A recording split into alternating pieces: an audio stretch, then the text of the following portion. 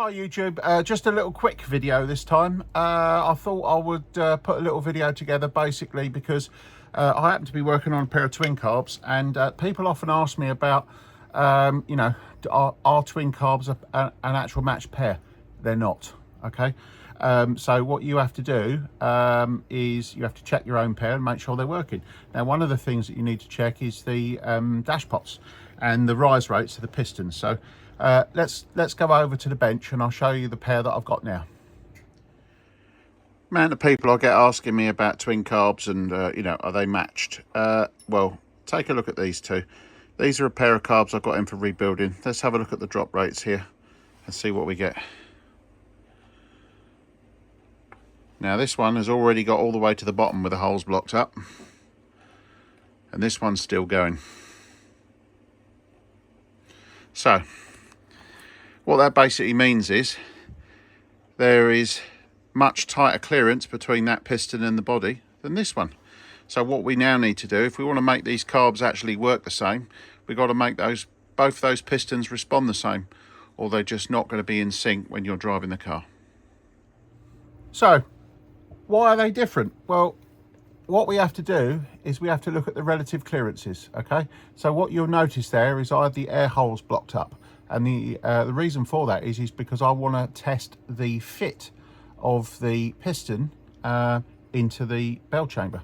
So effectively what I've now done is I've taken them apart and I've measured the inside diameter of both, and there is 0.5 thousandths of an inch between the two, okay? So they're pretty close.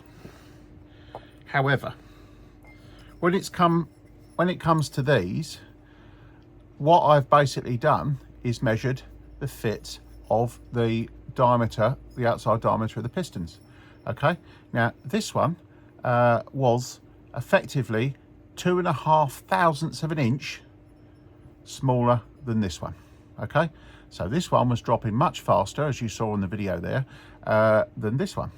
So the remedy is to basically reduce the diameter of this one so it achieves the same clearance, okay? So what I mean by the same clearance, not the same diameter as this one, the same clearance in the relative bell chamber, okay? So what I've done to this one, as you can see, that's shiny compared to this one because this one's been modified. I'm not going to show you how to do that because that's my my little secret, but what we will show you now is the effect of matching them. So after matching, let's see what they run like. Perfect. So as you can see there, much better. All right. So one of the things that people don't realise is when I build a set of carburetors or a pair of carburetors, that work I class as my zero tolerance work. Okay, so any product that's carries my ACDodd zero tolerance tag. And while we're talking about zero tolerance, I get so many people contacting me and saying there's no such thing as zero tolerance. Well, I know that because I've been an engineer for all my life, okay? So zero tolerance doesn't mean zero tolerance. Zero tolerance is a tagline for the work that goes into making parts perform better and be more equal. So for example, the carburetors, they're matched. So they're much more evenly matched than they would be from the factory. So therefore they're classed as my zero tolerance range of components. A bit like my rockers that I've produced in the past. Zero tolerance means they all deliver their ratio or their specified ratio to a very, very tight tolerance and more consistent across 8 rockers, for example. So what we're doing here with the carburetors is I make the twins act as a pair, matched, blueprinting if you will, and effectively that's what zero tolerance means. So all my carburetors are zero tolerance or ACDodd zero tolerance specification, which basically means they are matched, and the work required to do that basically means it takes a lot longer to do the work, therefore it costs more, and that's why my carburetors are typically more expensive than other suppliers, because they've got more work that goes into them. So other modifications that we would have on here are piston cushions, okay, where my fingers are now. Now, these particular carburetors, the one on the left here, came in and at 9 thou height. This one was 15 thou. So my point is I had to modify them to be the same. They are now within 1/1000th of an inch. That's what I mean by zero tolerance, okay? They are much more closely matched than they would have been from the factory, all right?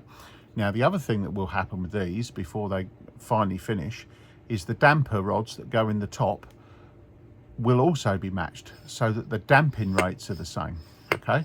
Therefore, both pistons respond to the same airflow demand and also have the same damping rate. Now, if you just fit two dampers in there because of the tolerances from the factory on the inside bore of those pistons and obviously the outside diameter of the dampers that go into them, they're all going to be different, okay, because of factory tolerances. So my job is to basically match all those so that both of those respond the same. That's what ACDodd zero tolerance actually means. And obviously, if you buy a set of carbs from me, they act as a true pair rather than two independents that are doing two different things, all right? So hopefully that helps you understand certainly a little bit more about matching carburetors, and also why you can't just rebuild stuff and put it on and expect it to be perfect. You have to make it perfect, and that requires a lot more effort. Anyway, hope you enjoyed that. I know it was a short video, but I put this together because I had the opportunity of doing it now, and I thought I would bring some of this stuff to your attention. So as ever, please like, subscribe and share, and I'll see you soon on the next one. Thank you very much.